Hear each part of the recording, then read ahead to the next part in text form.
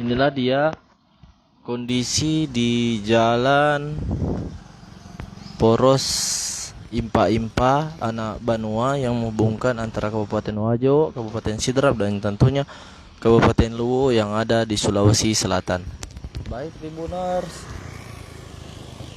untuk diperhatikan bahwasanya menurut informasi warga sudah 3 tahun belum mendapat perhatian dari pemerintah provinsi. Kurang lebih sepanjang 1 kilometer jalan ini mengalami kerusakan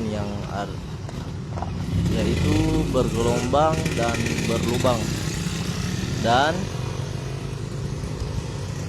tentunya masyarakat setempat berharap adanya perhatian dari pemerintah provinsi untuk ditindaklanjuti, karena jalan ini salah satu akses warga dalam melaksanakan aktivitas sehari-hari.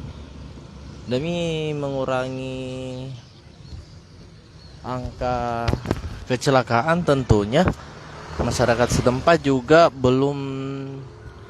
mengaku belum mendapatkan respon dari pemerintah provinsi. Namun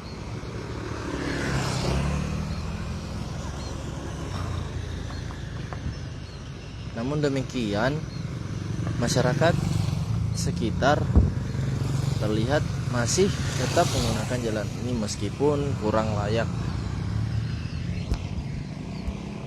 Saya Jabal Kubais, reporter Tribun Timur dari Wajo melaporkan.